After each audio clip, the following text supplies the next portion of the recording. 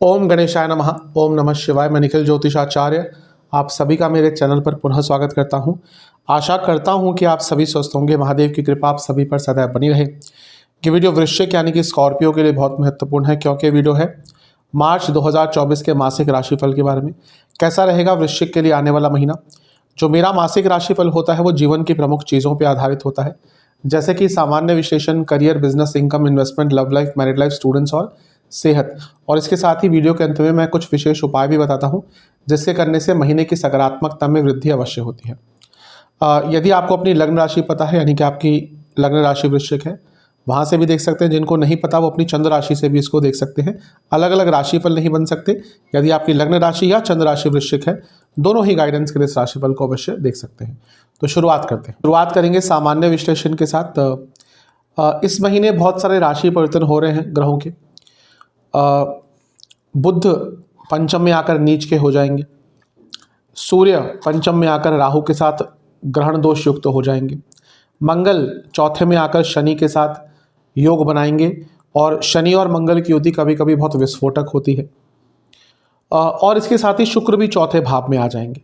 बहुत सारी चीज़ें घटित होंगी, और सबसे एक जो इम्पैक्टफुल चीज़ इस महीने होगी वो होगा वर्ष का पहला चंद्र ग्रहण, जो कि आपके 11वें भाव में लगेगा।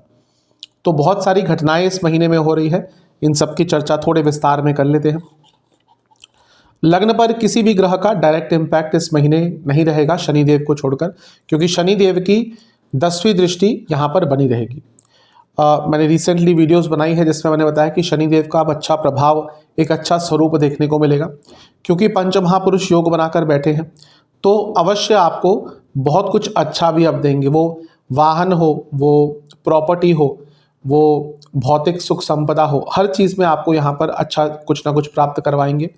और इसके साथ ही चौथे भाव के स्वामी हैं, और यहाँ पर वो अच्छा योग बनाकर बैठे हैं। यानी कि कुछ इस महीने ऐसा भी हो सकता है जो आपके पूरे परिवार के लिए बहुत सुखद होगा।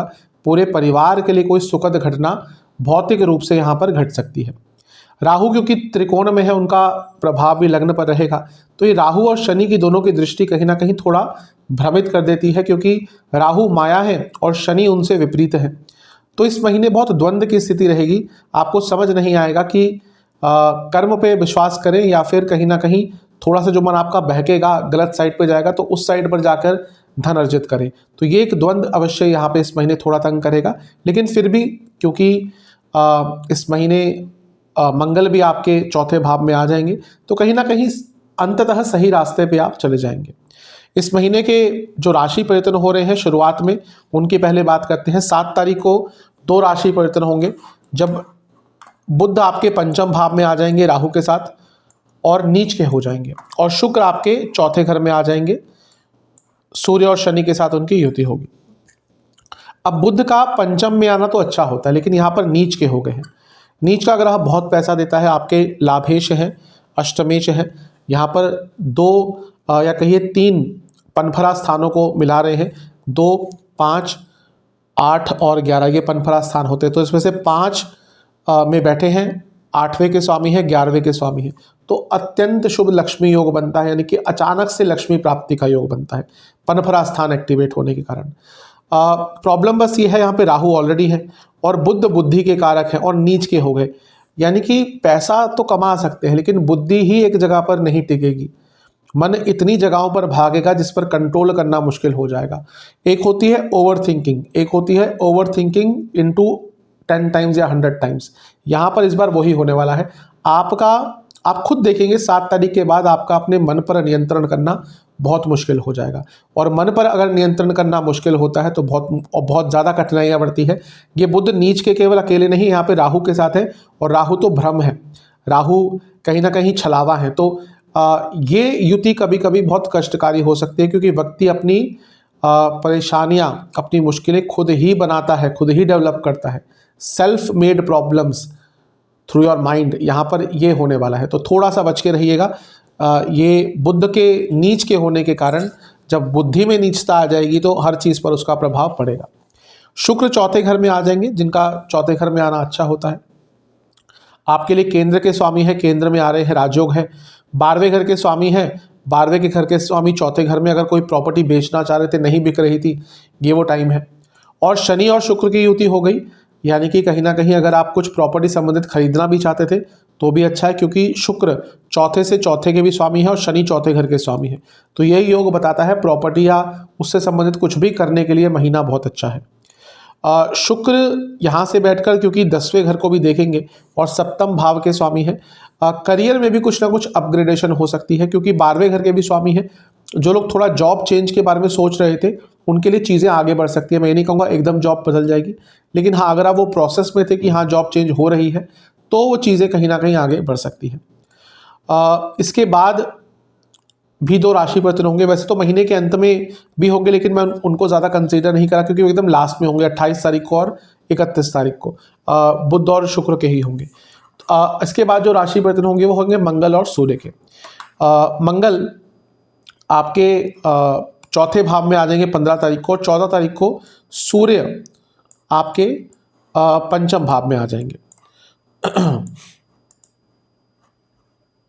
तो मंगल का, पहले सूर्य की बात करते हैं। सूर्य का पंचम में आना वैसे अच्छा होता है। सूर्य आपके 10वें घर के स्वामी हैं, पंचम में आ रहे हैं, बहुत अच्छा है क्योंकि राजयोग बन रहा है।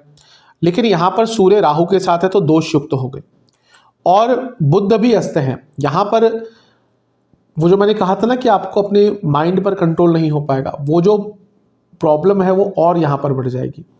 एंग्जाइटी अगर आपको ऑलरेडी है, अगर ऑलरेडी आपके कुंडली में चंद्रमा की पोजीशन अच्छी नहीं है, लग्नेश की पोजीशन अच्छी नहीं है, तो ये महीना मानसिक रूप से आपके लिए बहुत कष्टकारी जाने वाला है। पंचम भाव बच्चों का भी होता है, तो आपके अपने बच्चों से प्रॉब्लम हो सकती है। और अगर आप गर्भवती हैं, यानी कि महिलाओं की बात कर रहा हूँ, तो गर्भवती महिलाओं के लिए महीना थोड़ा कष्टकारी रहेगा, क्योंकि यहाँ पर ग्रहण दोष आपके पंचम भाव में ही लग रहा है, और बुध भी कहीं ना कहीं अच्छे नहीं माने जाते जब हम गर्भ धारण की बात करते हैं। तो यहाँ पर थोड़ा सा केयरफुल आपको रहना पड़ेगा, क्योंकि सूर्य 10वें घर के स्वामी हैं और उनका यहाँ पे योग 11वें घर के स्वामी के साथ हो रहा है। करियर में पैसा अवश्य बढ़ेगा, लेकिन ये महीना करियर में उथल पुथल भी ला सकता है, क्योंकि 10वें से अष्टम में इतने सारे ग्रह हैं, यानी कि कार्य क्षेत्र में अनस्टेबिलिटी बहुत रहेगी। जिनकी दशा अंतरदशा बहुत ही ज़्यादा खराब चल रही है उनके लिए यहाँ पर इवन जॉब जाने तक के योग बन सकते हैं। तो थोड़ा सा यहाँ पर केयरफुल रहेंगे तो अच्छा है। मंगल आपके चौथे घर में आ जाएंगे, और मंगल का चौथे घर में आना प्रॉपर्टी का कारक बन जाता है। ऑलरेडी उच्च के थे, तो जब उच्च के होते हैं तो कई लोगों, बहुत संभव है कि आप भी देखेंगे आपके आसपास किसी ना किसी ने, आपके जानने वालों में से या पहचान में से किसी ना किसी ने पिछले 1-1.5-2 महीनों में प्रॉपर्टी संबंधित कुछ किया होगा। क्यों? क्योंकि मंगल जब उच्च के हो जाते हैं वो सभी के लिए प्रॉपर्टी का कुछ प्रभाव डालते हैं। सभी के लिए मतलब कि जिनका उस समय मंगल उनकी कुंडली में भी एक्टिवेटेड होता है दशा अंतरदशा प्रत्यंतर द्वारा। तो यहाँ पर भी क्योंकि चौथे घर में आ रहे हैं जो प्रॉपर्टी का ही स्थान है, शनि के साथ बैठेंगे जो भू संपदा के एक कारक है, यानी कि प्रॉपर्टी खरीदने का, प्रॉपर्टी पे कंस्ट्रक्शन कराने का ये बहुत अच्छा योग बन जाता है। लेकिन इन दोनों की युति बहुत विस्फोटक होती है, मंगल और शनि की।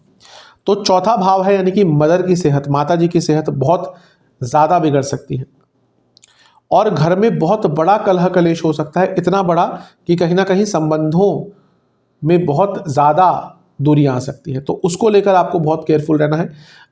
यहाँ पर ये जो महीना है ना, यहाँ पर इमोशंस पर कंट्रोल करना बहुत मुश्किल रहेगा, क्योंकि चौथा भाव इमोशंस का होता है, ये थॉट प्रोसेस का भाव होता है।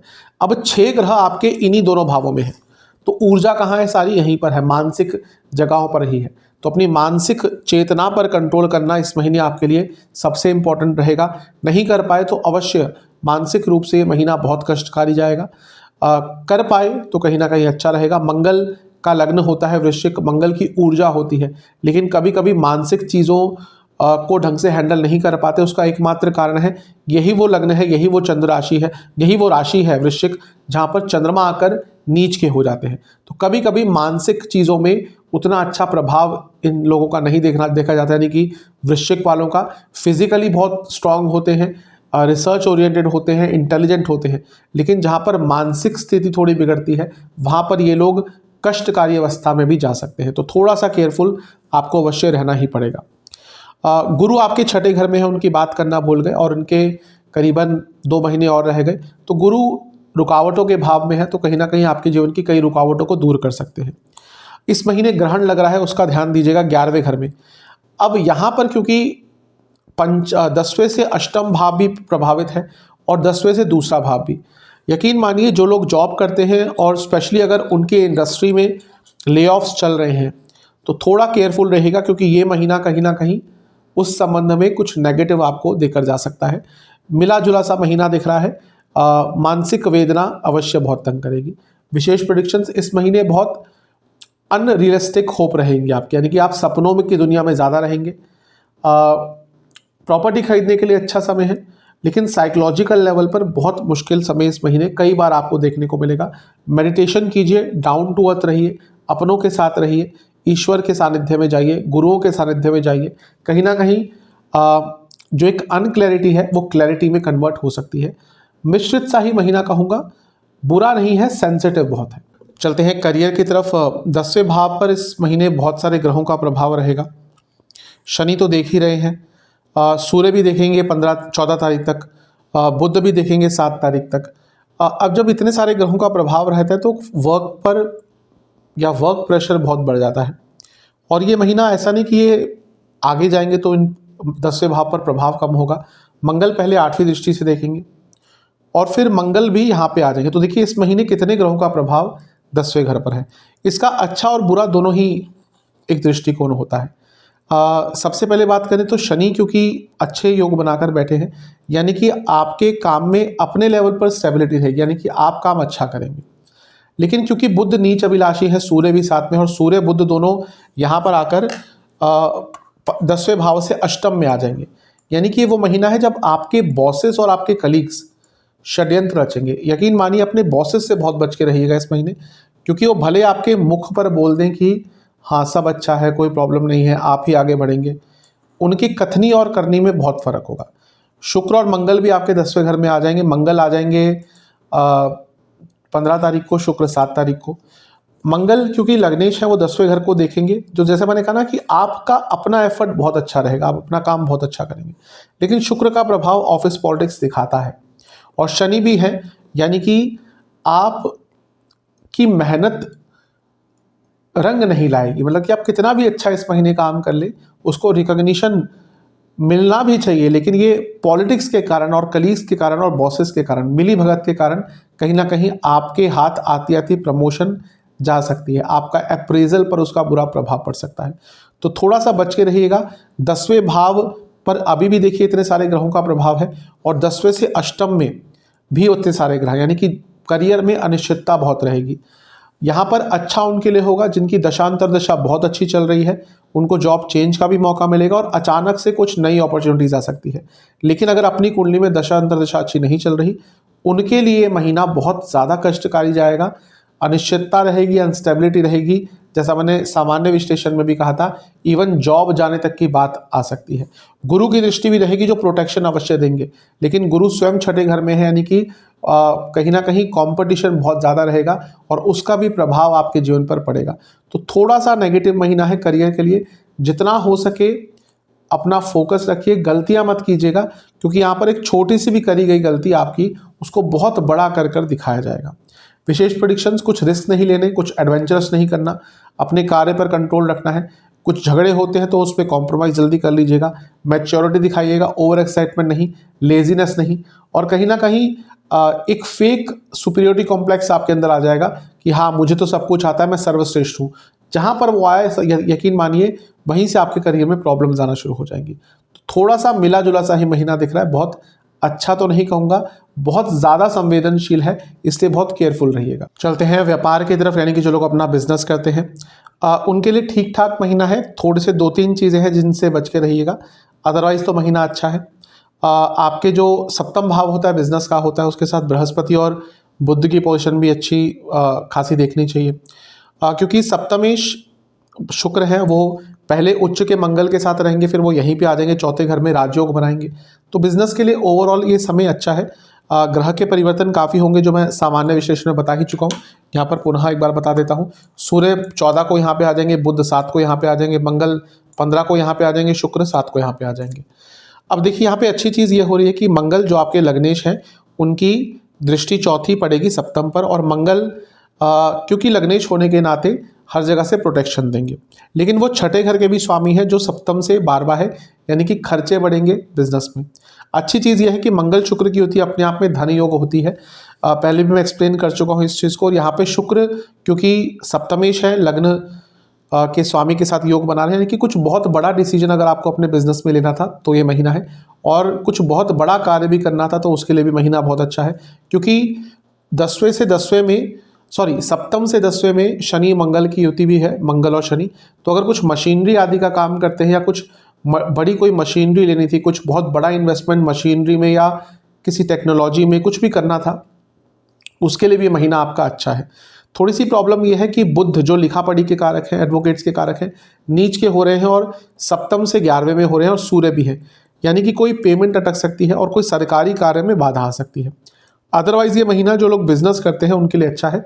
गुरु भी कहीं ना कहीं आपके सप्तम भाव में आने के लिए अब रेडी है, 2 ही महीने रह गए हैं, तो कहीं ना कहीं थोड़ा सा प्रभाव उनका भी आएगा।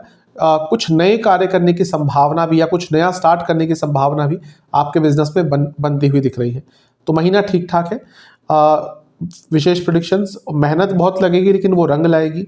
हाँ, क्योंकि मैं शुरू में बता चुका हूँ ये महीना मानसिक वेदना बहुत देगा, तो ओवर थिंकिंग और एंग्जाइटी के कारण बिजनेस पर नेगेटिव प्रभाव पड़ सकता है। सेंसिटिव बहुत रहेंगे, छोटी सी भी प्रॉब्लम हो जाएगी उसको बहुत बड़ा एक आकार दे देंगे अपने ख्यालों से, अपने सोचने से, और वो छोटी प्रॉब्लम जो कोई प्रॉब्लम है भी नहीं उसके कारण अपना नुकसान करवा लेंगे। अपॉर्चुनिटीज़ नहीं आ सकती, इसलिए हमेशा चौकन्ने रहेगा। पैसा अवश्य आएगा, बहुत मात्रा में पैसा आ सकता है, बस कभी कभी एक सेटिस्फेक्शन की कमी, एक पूर्णता की कमी आपको अपने बिजनेस में महसूस होगी। ओवरऑल देखा जाए महीना बिजनेस के लिए तो अच्छा ही दिख रहा है। चलते हैं इनकम, इन्वेस्टमेंट और एक्सपेंसेस की तरफ। पहले इन्वेस्टमेंट की बात करते हैं। शुरुआती 10 दिन तो बहुत अच्छे हैं, बीच के 10 दिन मिले जुले से हैं, यहाँ पर बड़ा रिस्क मत लीजिएगा लेकिन पैसा बन सकता है। अंतिम 10 दिन अच्छे नहीं है, यहाँ पर नुकसान हो सकता है। अब बात करते हैं इनकम की। मैं बता ही चुका हूँ पहले, क्योंकि एक तो आपके लाभेश यहाँ पर भले नीच के हो जाएंगे लेकिन यहाँ से आपके लाभ स्थान को देखेंगे, सूर्य यहाँ पे आ जाएंगे, बुध यहाँ पर आ जाएंगे, पनफरा योग बन रहा है। मैंने शुरू में बताया था कि पनफरा स्थान एक्टिवेट हो रहे हैं, तो पैसा तो बहुत आएगा इस महीने। मंगल भी यहाँ पर आ जाएंगे, लग्नेश है, और यहाँ से लाभ स्थान को देखेंगे। गुरु की दृष्टि धन स्थान पर होगी, पैसा तो आएगा, उसमें कोई डाउट नहीं है। खर्चे भी इस महीने लेकिन काफ़ी आपके हद तक बढ़ सकते हैं। किस किस चीज़ पर खर्चा होगा? सबसे पहले तो घर पर ही बहुत बड़ा खर्चा, या तो ऑलरेडी उस प्रोसेस में है कि या तो आप कोई नई प्रॉपर्टी ले रहे हैं, लेने वाले हैं, या प्रॉपर्टी पे कोई कंस्ट्रक्शन कराने वाले हैं, उस पर बहुत बड़ा खर्चा होगा। रेनोवेशन शायद ऑलरेडी कराएंगे या करा रहे हैं, उस पर खर्चा होगा। इंटीरियर्स का काम करा रहे हैं या कराएंगे इस महीने, उस पर खर्चा होगा। और वाहन पर बहुत बड़ा खर्चा हो सकता है। इसके साथ ही यदि आपके घर में पेट्स हैं उन पर बड़ा खर्चा होगा। मशीनरी पर या इलेक्ट्रिकल इक्विपमेंट्स पर बहुत बड़ा खर्चा होगा। इसके साथ ही यात्राओं पर बहुत अचानक से बड़े खर्चे हो सकते हैं, तो खर्चे भी थोड़े से ज़्यादा इस महीने दिख रहे हैं। चलते हैं लव एंड रिलेशनशिप की तरफ। सबसे पहले नो कॉन्टैक्ट सिचुएशन की बात करते हैं। पूरे चांसेस हैं इस महीने कि अगर बातचीत बंद हो गई थी तो स्टार्ट हो सकती है।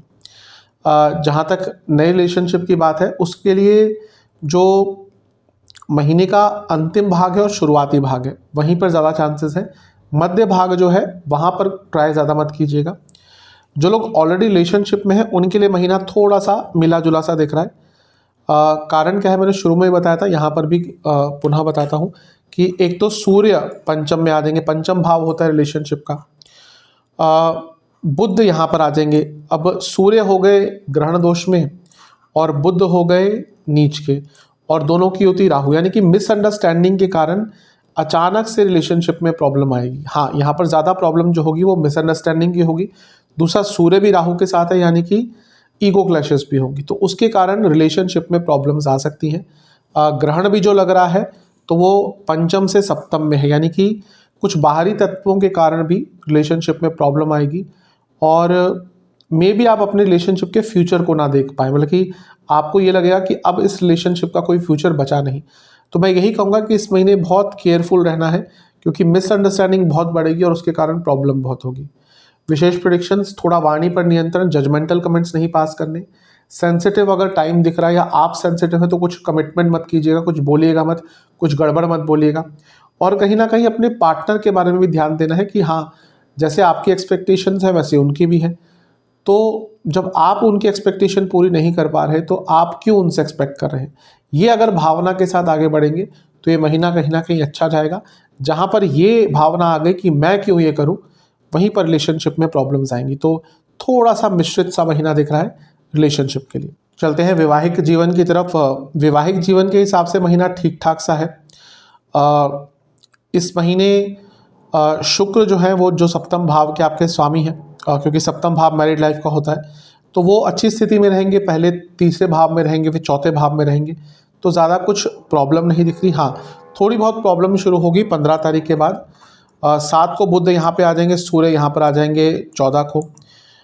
मंगल जब यहाँ पर आएंगे 15 तारीख को, तो वहाँ से थोड़ी प्रॉब्लम स्टार्ट होगी, क्योंकि मंगल यहाँ पे आके मंगल दोष तो बनाते हैं। क्या चौथे घर का मंगल दोष कोई बहुत स्ट्रांग नहीं होता, लेकिन यहाँ से वो सप्तम भाव को अवश्य देखेंगे।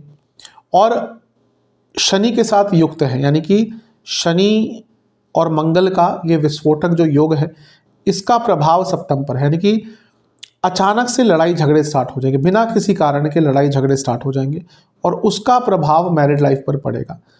ईगो क्लैशेस बहुत होंगे, इन लॉज के कारण बहुत प्रॉब्लम होगी, और कहीं ना कहीं ऐसी बातों पर जिस पर बहुत आराम से लेट गो किया जा सकता है कि हाँ चलो ठीक है, इस पर क्या बहस करनी, उन्हीं बातों पर बहस हुआ करेगी।